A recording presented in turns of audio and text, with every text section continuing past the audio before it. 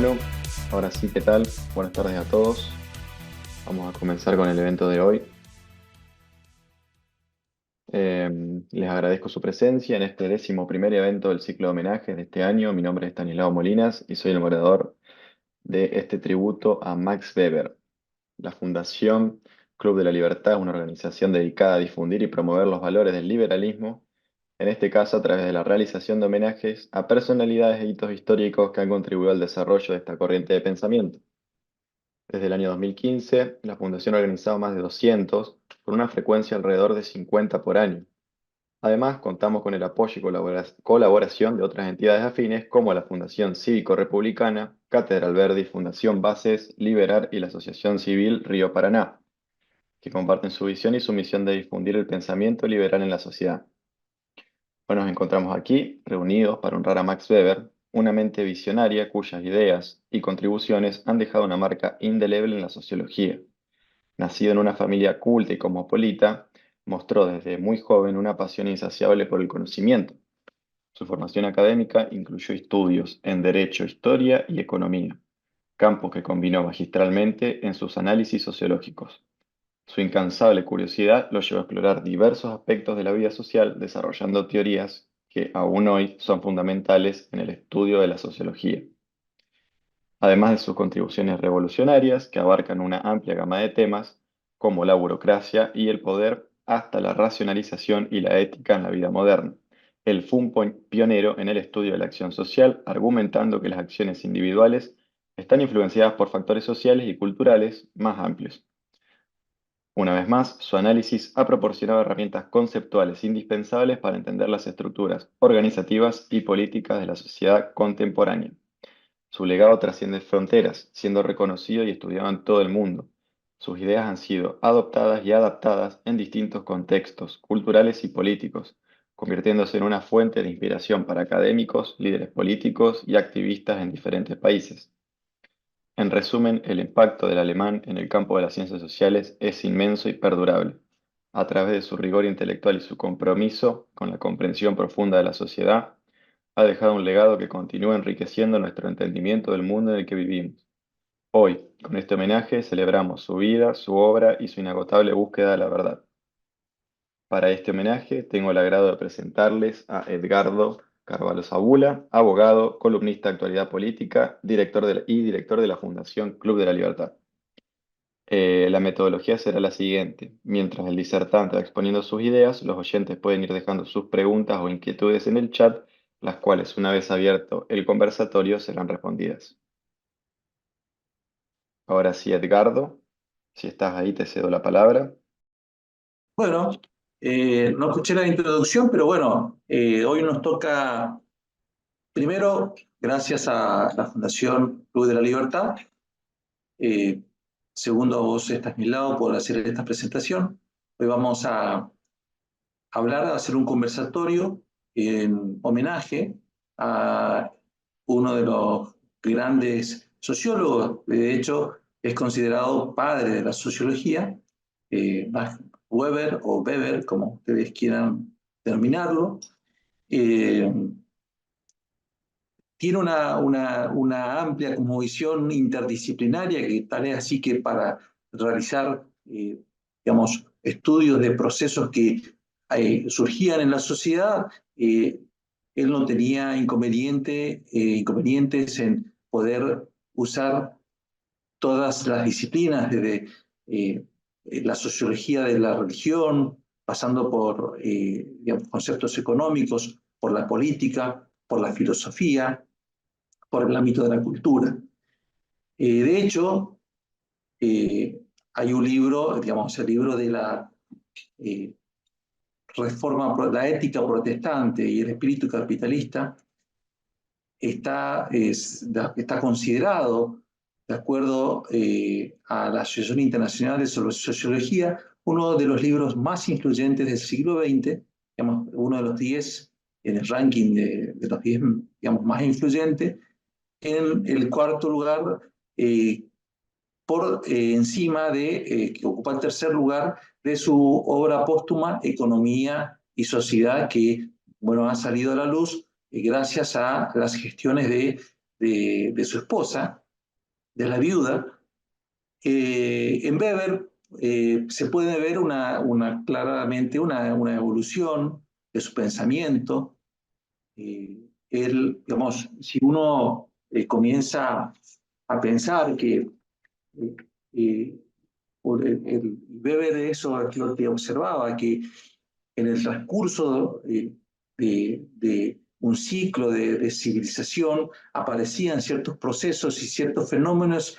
Entonces él comenzaba a indagar el por qué, cómo, cuándo, hasta cuánto, hasta qué tiempo va a sostenerse ese proceso emergente, y que justamente a él le toca en un momento en que hay un cambio, diría, en todos los aspectos: cultural, político, económico, de ideas, eh, en la historia que le tocó vivir.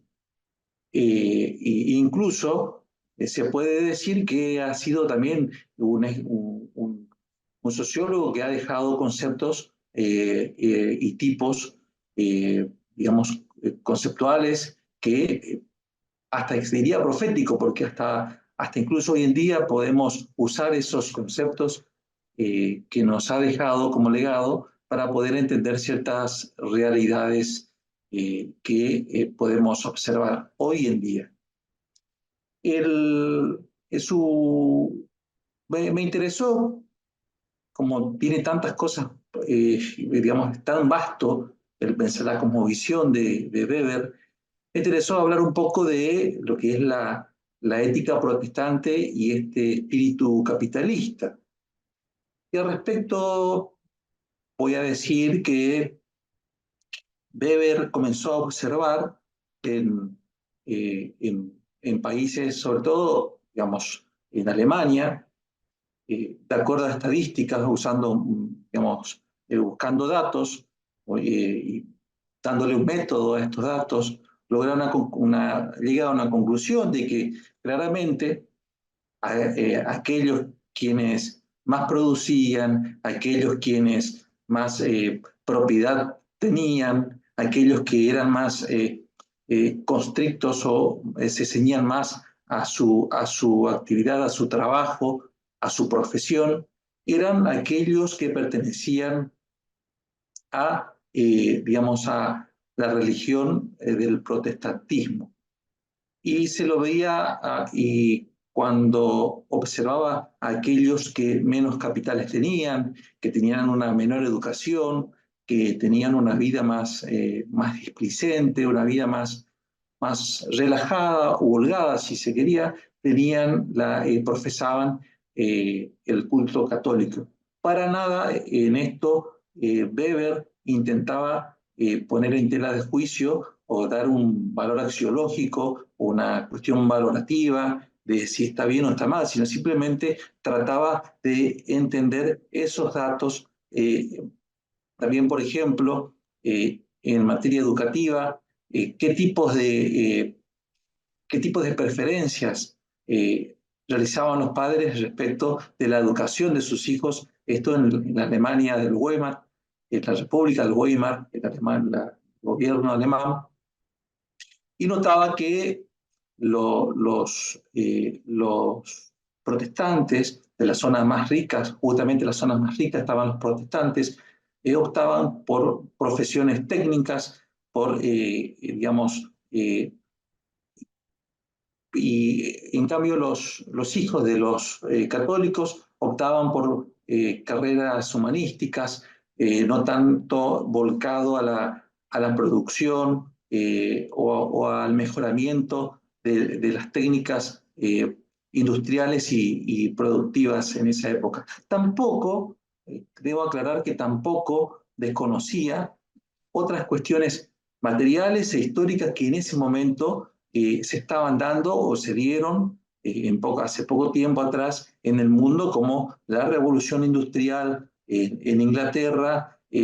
Yo agrego el proceso institucional y la organización institucional de los Estados Unidos, de Inglaterra, digamos, procesos que generaron y acá le pongo nombre y apellido, el capitalismo moderno, o sea, esa transferencia, esa transición entre lo que fue el capitalismo no muy antiguo, el capitalismo tradicionalista, al capitalismo moderno, en donde se le incorpora o le incorpora el elemento de la racionalización. Weber ahí justamente, eh, eh, esa es la preocupación de él, desentrañar por qué sucede esto, digamos, y tampoco hay que acusar a Weber en esta obra particular de la ética protestante, de que él, digamos, ponía a la reforma protestante como causa del capitalismo en sí. Cree que ha sido sí uno de los factores que han influido para que el capitalismo tome ese nuevo ethos, esa nueva característica de la racionalidad, del cálculo, de los intereses que hacían que sea un capitalismo más dinamizado en comparación con el capitalismo tradicional que solamente tendía como en la antigüedad. El comercio existió desde que existió la civilización, pero se basó siempre en la satisfacción de las necesidades. Es decir, que, bueno, ahí viene el trueque, desde muy antiguo, una persona intercambiaba productos simplemente para satisfacer las necesidades y ahí se agotaba. Con la introducción de esta racionalidad en el concepto de capitalismo, lleva naturalmente a pensar que lo que se tiende es a la maximización de los beneficios, se incorpora el ánimo de lucro, y todo esto tiene que ver con el estudio que hace y se remonta años atrás a lo que fue la época contemporánea de Weber, y llega a la conclusión de que, bueno, con la gran reforma protestante que comienza Lutero, con Lutero él rescata el concepto de profesión. Lutero entendía que, si bien no escapaba, el Lutero era como que comenzaba a salirse de ese tradicionalismo, pero sí sostenía que la profesión significaba que en la tierra le glorificaba a Dios trabajando duramente. Pero descubre el espíritu capitalista, esto es lo central a lo que quería llegar con las teorías, ya, o digamos con lo que es la influencia del calvinismo, luego de Baxter, con la influencia de la teoría de la predestinación, en donde básicamente la predestinación significaba que unos eran elegidos y otros no eran elegidos, pero nadie sabía si realmente uno era elegido o no. Por lo tanto, había reglas de conductas de carácter teológico que de alguna manera exigían al feligres a que trabaje duro, de esa manera, y que gane dinero, que a su vez ese dinero pueda generar más dinero, no derrochar el tiempo, llevar una vida austera, en el sentido de no ostentar la riqueza, de ahorrar, de no malgastar el dinero, porque eso se debía rendir cuenta a Dios. Hasta que vamos llegando al ascetismo, digamos, secular donde se populariza esto, digamos, se deja de ser doctrinas de carácter teológico para pasar a ser ya doctrinas de carácter más bien de conducta. En esto aparece también escritos, toma Weber, escritos de Benjamin Franklin, un norteamericano, agnóstico, pero que era hijo de un calvinista rígido. El padre de Benjamin Franklin lo instruyó para que pueda, digamos, tenía acá una anotación que realmente es digna de ser leída, pero que decía que eh, justamente eh, Franklin fue educado para que creyera que ganar dinero, si lo hace legalmente, es una expresión de virtud y de competencia en una profesión. Aquí estamos estamos utilizando dos términos. La profesión, que ya lo hemos visto, que es un concepto de que pertenece a, a lo que es el luteranismo, y la virtud que va a estar presente en todo el ideario, todo lo que se imaginaba o pensaba Max Weber sobre el capitalismo. O sea, Max Weber pensó al capitalismo como un auténtico liberal en el eh, sentido de lucro, de cálculo, pero también basado en la virtud.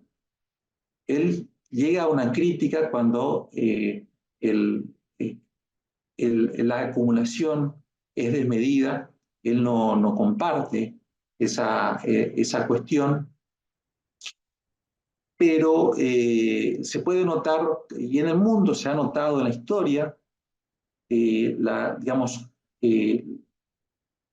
la evidencia empírica. Hay una gran discusión acerca de si la teoría primigenia de Max Weber, digamos, tiene fundamento empírico o no, pero se pueden observar los menonitas, se pueden, digamos, los hugonotes en Francia, eh, los cuáqueros en Inglaterra, los judíos, eh, digamos,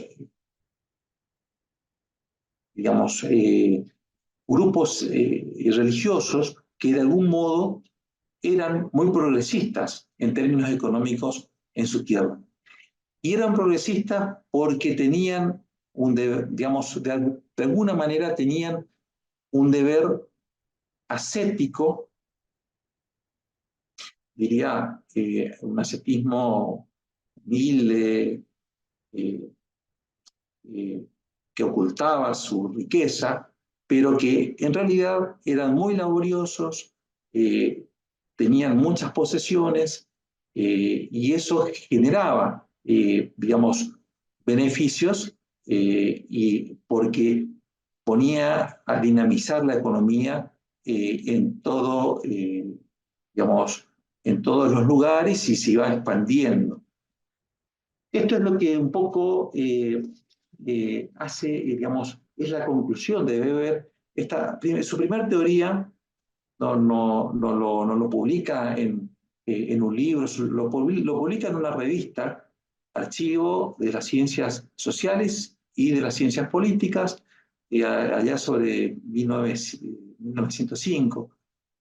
Ahí hace su primer teorización sobre sobre estas reflexiones de sociología, digamos, de la religión, y su estrecha relación y vínculo con esa moderna teoría de lo que es el capitalismo moderno y su nuevo ethos, y que encuentra él esa cierta ligazón, digamos. Muy por el contrario a lo que hoy sostenía y que calificaba como la economía tradicionalista, en donde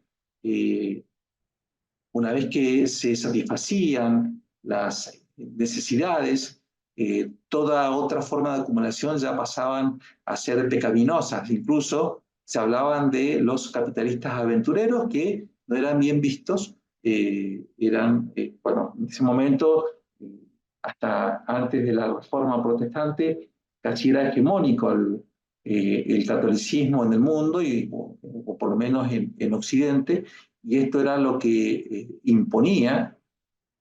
Por eso es que, digamos, tenemos un capitalismo que no era tan eh, eh, dinámico, era más ralentizado, solamente servía para lo necesario y no servía para generar más riqueza. A ver, otra de las cosas interesantes que vamos a hablar sobre Weber, una vez pasado este pequeño capítulo, sí, capítulo virtual sobre la ética protestante y el espíritu capitalista, es sobre el liberalismo de Weber. Esto es fundamental para mí. Pienso que, como está en la grilla de los homenajeados de todos los sábados del Club de la Libertad, creo necesario explicar un poco por qué, el fundamento de por qué está, a mi entender, en esta grilla, y no siempre es fácil entender a estos pensadores,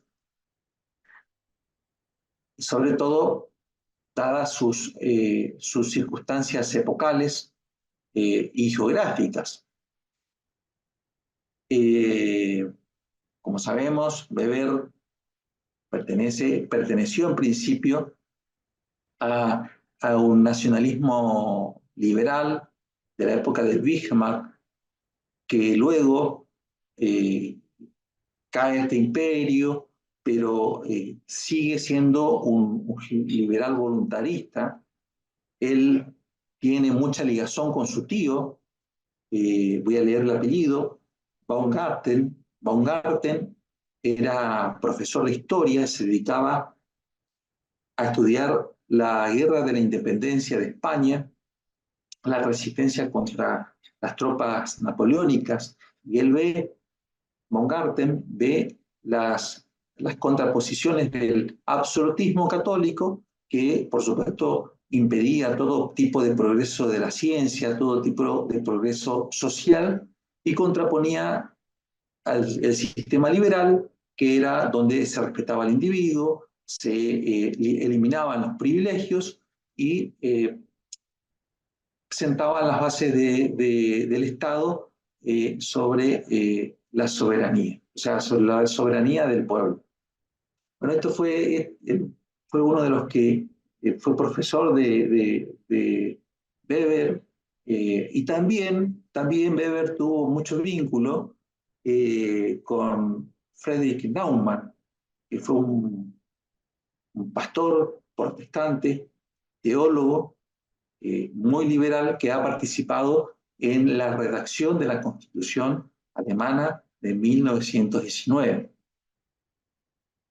Pero la diferencia es que no adhería a la teoría manchesteriana del liberalismo, es decir, que no era un liberal al estilo anglosajón, pero por supuesto tenía siempre en vistas el respeto a la libertad individual, o sea, lograr la integridad del individuo, eh, y bueno, muchas otras cosas más, como un Estado de Derecho, eh, la libertad de comercio, eh, y sobre todo la responsabilidad. Pero una cuestión que él, digamos, gran parte de sus obras se dedica a estudiar la burocracia. Él entiende que, o pretende por lo menos en su época, en donde también hay otra manifestación o otra emergencia en la historia, que es la sociedad de masa, dado el crecimiento demográfico, y decía que, bueno, que a su categorización de los diferentes tipos de dominación, él agregaba en los últimos, ya en las postrimerías de su vida como intelectual, agregaba una cuarta categoría que era la legitimación democrática. Él tipificaba la dominación en racional legal, en tradicional, en carismática y, como dije, agrega una cuarta que es la democratización. Primero, antes de dar una idea breve de cada una de ellas, hace diferencia de lo que es el poder de la dominación. El poder dice que es cuando alguien impone su voluntad hacia otra persona en contra, aún en contra de, o aún cuando hay resistencia de esta persona. En cambio, la dominación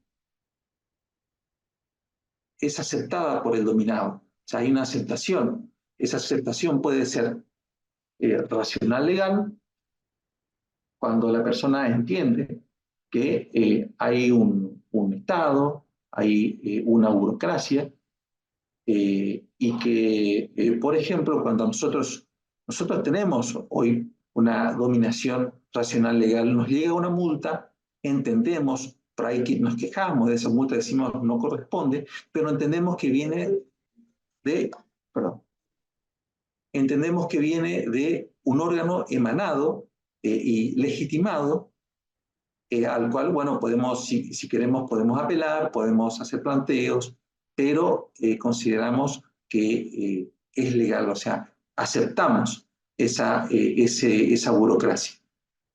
En la tradicional, bueno, en la tradicional se obedece digamos, porque un personaje es, porque es una tradición, digamos, acá se destaca digamos, el consejo de los mayores, el consejo de los sabios, y no hay una estructura burocrática para que pueda, digamos, funcionar o dar cobertura a el grupo social. Y la carismática, la dominación carismática, claramente que se basa en las características individuales del líder, en las cuestiones de divinidad, en las cuestiones proféticas, en las virtudes que tiene el líder, y que, bueno,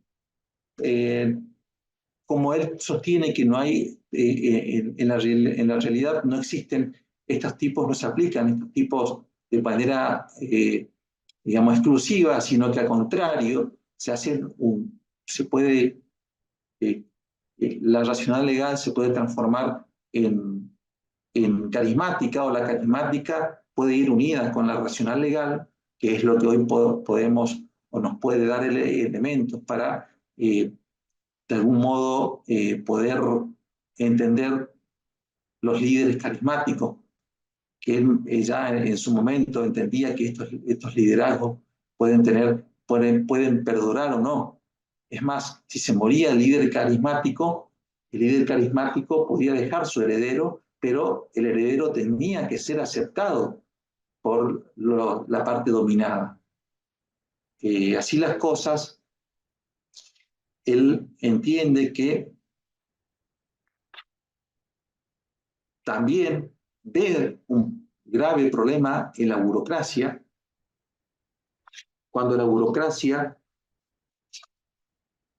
se vuelve casta, la casta, la palabra que escuchamos, e intenta a través de ese aparato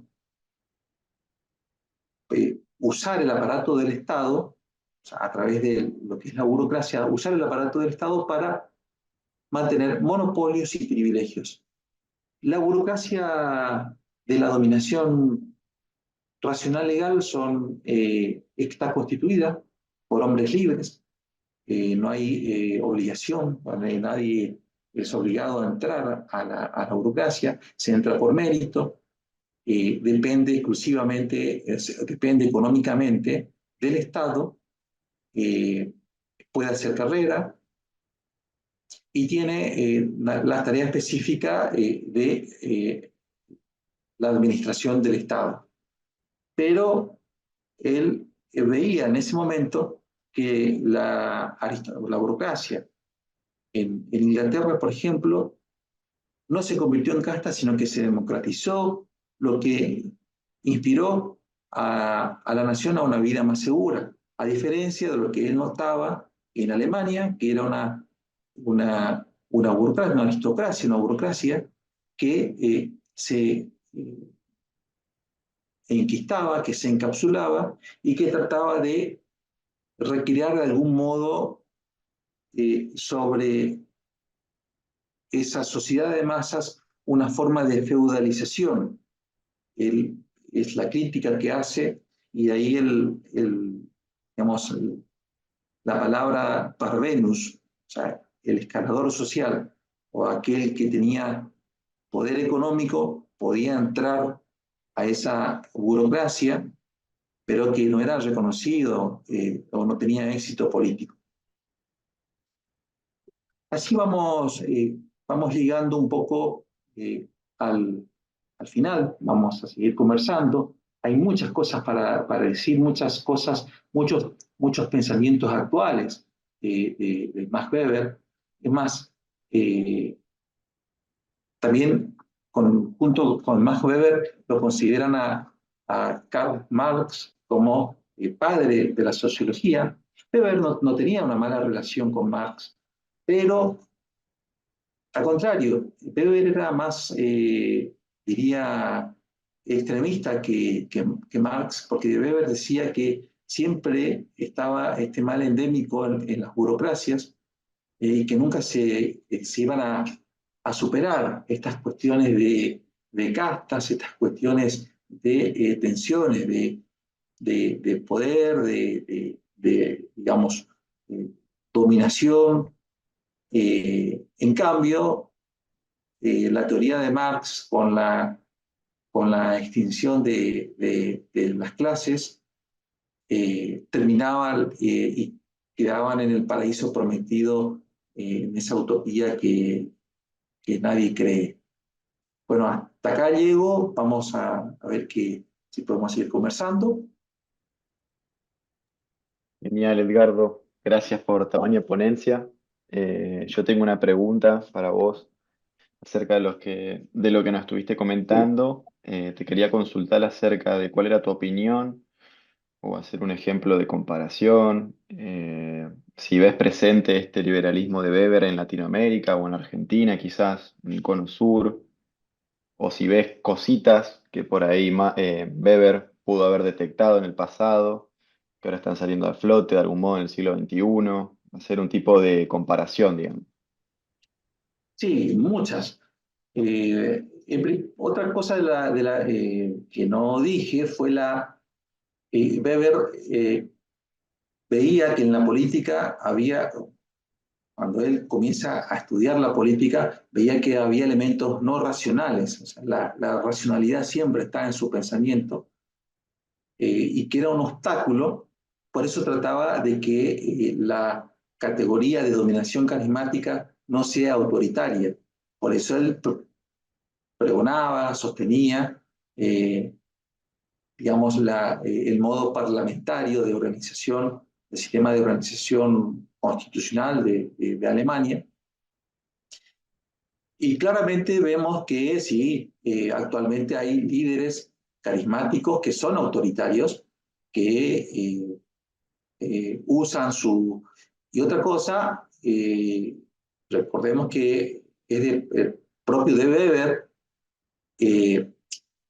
Esto es interesante porque hay más traducciones en su obra.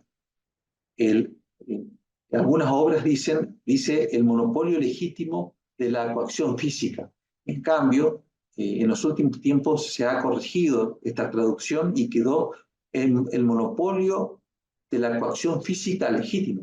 Son dos cosas distintas. O sea, eh, el Estado acá interviene no para imponer un orden o que haya un orden impuesto, sino para que haya paz. En este sentido, naturalmente que un estilo de dominación carismática puede volverse autoritaria con este monopolio de la coacción. eh, Tiene todas las herramientas para manejar todos los resortes del Estado que signifiquen en algún modo el amedrentamiento de los derechos individuales, ya sea en el propio individuo, en su posibilidad de expresión, en su patrimonio, en su libertad ambulatoria, ¿no? Lo que sucede en Venezuela, lo que sucede en Nicaragua, o lo que está sucediendo desde hace mucho tiempo en Cuba, pero son manifestaciones claras de lo que ya venía definiendo esos rasgos Max Weber. Digamos. Naturalmente que hay pensadores ya más contemporáneos que pueden definirlo de mejor manera. No sé si completo la idea Sí, de... sí, sí, perfecto, perfecto. Sí, y además te sumo una cuestión que nos dejó nuestro colega Alberto en el chat. Él dice, ¿cuál es el debate liberal sobre Weber? ¿Qué dicen los críticos y qué dicen los que valoran su aporte? A ver, todo intento y esto lo hace Weber, todo intento de reducir el poder del Estado, eh, y yo creo que es positivo para las libertades individuales. Eh, Creo que esto es un poco lo simbólico y lo que lo diferencia de la corriente manchesteriana de laissez-faire, laissez-passer, digamos, porque si bien eh, Weber entendía, eh, digo mercado libre porque podemos confundirnos con el libre mercado, vamos a cambiar la palabra para que nos entienda con la empresa del argentino radicado en Uruguay, eh, pero de alguna manera él sostenía que si hay una dominación racional legal, el capitalismo moderno era posible. Es decir, que, y de hecho se basa en los antecedentes más antiguos, no tan lejanos en el tiempo, pero que hasta hace poco tiempo, en primer lugar, no se tenía conciencia de ese espíritu eh, capitalista de lucro, digamos, de esos comportamientos ascéticos, como lo bien enumera Benjamin Franklin. Eh, Todo eso significa naturalmente eh, aportes a las ideas de la libertad, a una sociedad más abierta, a la posibilidad de que se produzca el, la acumulación y la fuerza del comercio a nivel mundial. Eh, sí, tuvo críticas,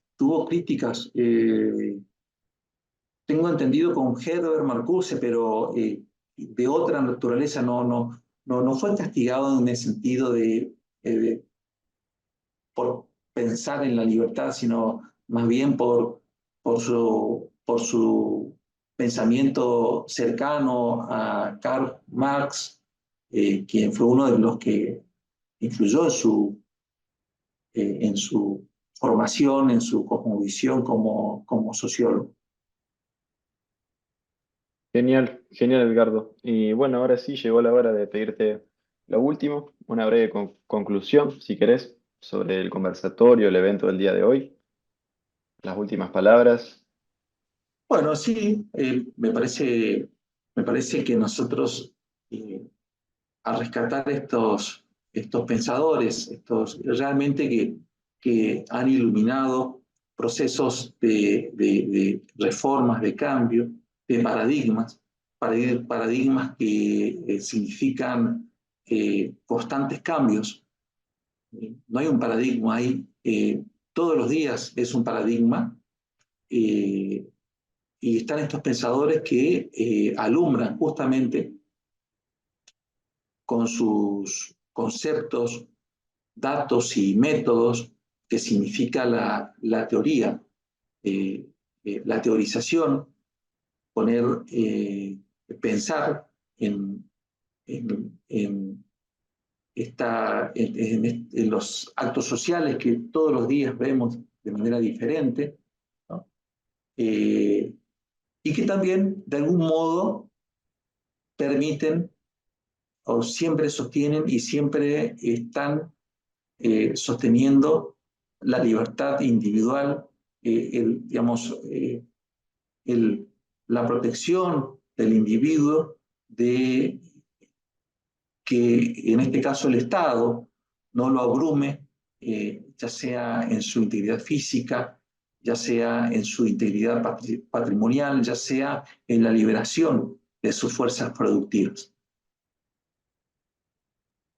Genial, genial. Bueno, ahora sí, te agradecemos profundamente desde el Club Edgardo por tu tiempo, paciencia y dedicación para este evento que la verdad nos llevamos, creo que, muchos conocimientos y además una vuelta de tuerca a un autor que se suele tratar mucho y eso fue muy interesante.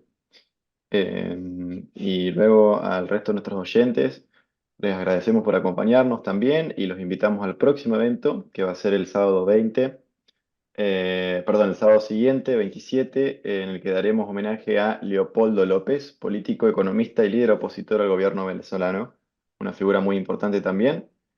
Eso ha sido todo. Edgardo, como siempre, un gusto. Muchas gracias, nos vemos la próxima Muchas gracias. y nos vemos en el próximo evento a nuestros oyentes. Gracias.